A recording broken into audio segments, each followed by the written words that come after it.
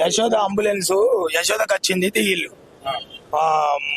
సుదర్శన్ రెడ్డి అన్నాను ఇక్కడ ఎమర్జెన్సీ నుంచి వెళ్ళి 6వ వార్డుకు తీసుకుపోయి అలా ట్రీట్మెంట్ చేస్తారు 6వ వార్డులో.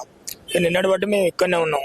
వాళ్ళ కుటుంబ సభ్యులు కానీ, మా మండల నాయకులు కానీ, మా పార్టీ కార్యకర్తలు అందరం కూడా మేము అందరం ఇక్కడనే మా నిజవర్గం నుంచి వెళ్ళి చాలా మంది వచ్చి ఇక్కడనే ఉన్నాం.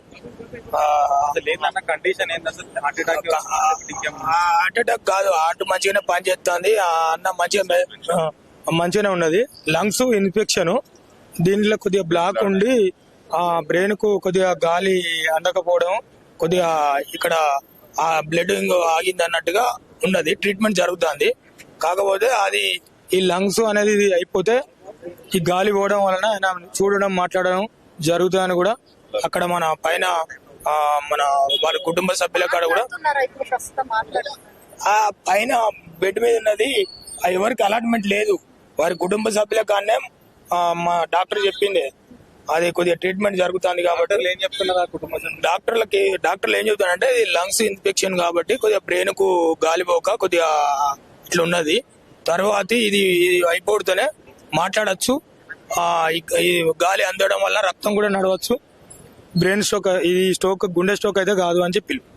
అంటే అదంతా సెటరేట్ అవడానికి ట్రీట్మెంట్ జరుగుతుంది. అది ఖచ్చితంగా సెటరేట్ అవుతాడనే భరోసా అవుతాడని భరోసా ఇస్తున్నారు. ఇప్పుడు 24 గంటలు, ఇప్పుడు మధ్యాహ్నం వరకు అయితే 24 గంటలు. ఇక ఇంకో 2-3 రోజులు పట్టచ్చు. ఇది లంగ్స్ అనేది ట్రీట్మెంట్ జరిగే వరకు 2-3 రోజులు పట్టచ్చు.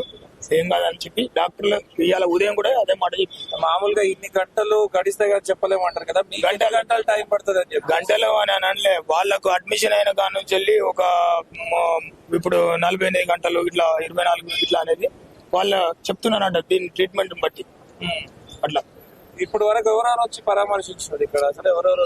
మన కేటీఆర్ వచ్చిండు, హరీష్ రావు వచ్చిండు, మన ఈయన సీతక్క వచ్చింది,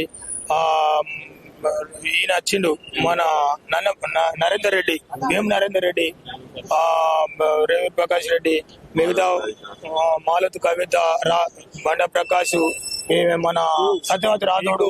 మీకు ఎప్పటి నుంచి అనుబంధం ఉన్నది పెద్ద సుదర్శన్ రెడ్డితో?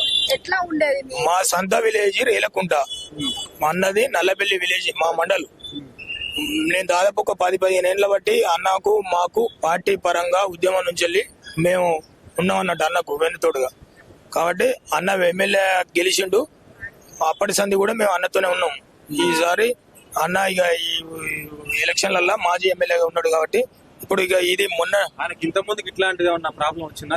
ఇంత ముందుకు లంగ్స్ ఏం అటాక్ లేదు, లంగ్స్ ఏం లేదు, అట్లాంటిది ఏం లేదు.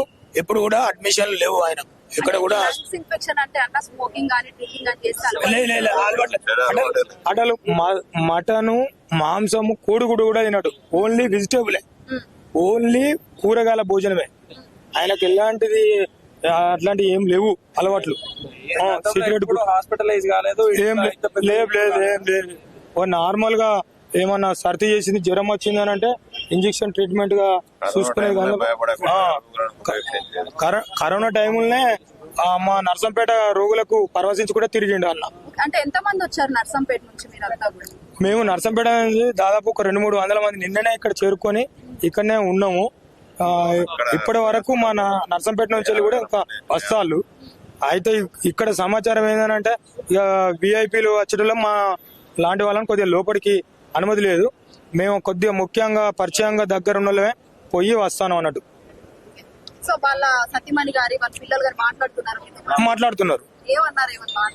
వాళ్ళు ఏమన్నారు అంటే ఇప్పుడు డాక్టర్ ఏంది అని అంటే ట్రీట్మెంట్ చేసేది మీరు కొద్దిగా లేట్ అయినా మంచిగా జరుగుతుంది అని చెప్పి డాక్టర్ వాళ్ళకి చెప్తున్నాడు. కాబట్టి వాళ్ళు కూడా కొద్దిగా ట్రీట్మెంట్ జరుగుతున్నది కానీ కొద్దిగా నిమ్మలంగానే ఉన్నారు. ఇప్పుడు అయితే ఏం ఇబ్బందిగా లేదు, మంచిగానే ఉన్నారు. మేము పోయి చూసి వచ్చినాం అన్నట్టు.